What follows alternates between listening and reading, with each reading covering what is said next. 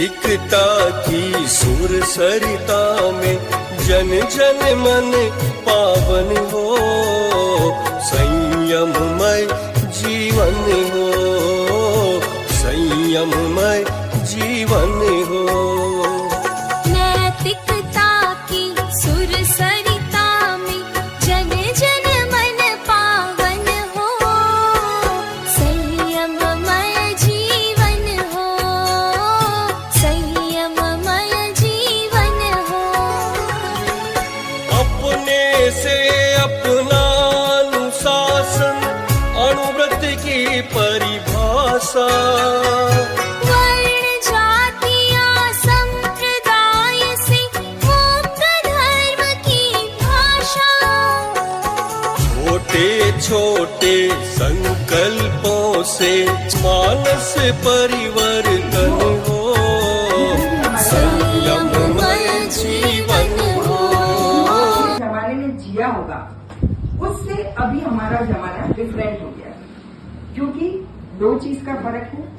बहुएं भी पढ़ी लिखी आ गई और जमाने के अनुसार थोड़ा वो अपने आप से रहना चाहती है। तो ऐसा नहीं, यह है मेरी प्यारी बहू, जिसका नाम है दिव्या।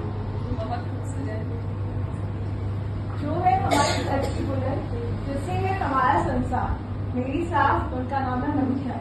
मैंने सास बहू पर भी एक कविता लिखी है, और जितने भी टॉपिक होते हैं वो समाज में कहीं न कहीं कोई एक हॉट टॉपिक है, जैसे कि जो प्रॉब्लम है समाज की, उसमें से कुछ कविताओं के शीर्षक मैं यहाँ आपको बताना चाहूंगी।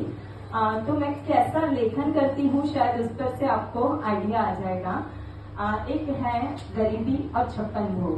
जब हम भगवान के आगे 56 भोग लगाते हैं तो हम उन गरीबों को भूल जाते हैं कि जो शायद एक निवाला, एक वक्त की रोटी के लिए भी तरसते हैं। और एक और कविता है कि उतर जाता है वो नशा। जो आज के युवक नशा करते हैं, लेकिन नशा कैसा होना चाहिए कि जो समाज के हित में हो। नशा चाहे देशभक्ति का हो, चाहे राष्ट्र प्रेम का हो, चाहे समाज प्रेम का हो, परिवार प्रेम का हो, तो वो नशा शायद कहीं न कहीं सामाजिक तौर पर उपयोगी होता है। और जो नशा आज की पीढ़ी कर रही है वो खतरनाक है। तो ऐसे कुछ टॉपिक है, और मेरा सबसे हॉट टॉपिक, ऑलवेज सबसे फेवरेट टॉपिक रहा है कि वुमेन एम्पावरमेंट। तो महिला शक्ति के लिए भी मैंने काफी लिखा है। उसी के साथ बदनाम गलिया और गुल।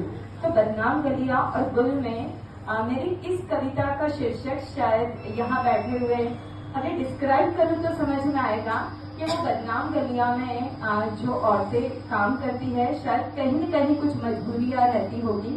तो ऐसे कुछ टॉपिक है जिन पर मैं लिखती हूँ। बहुत बढ़िया, हमारा बहुत अच्छा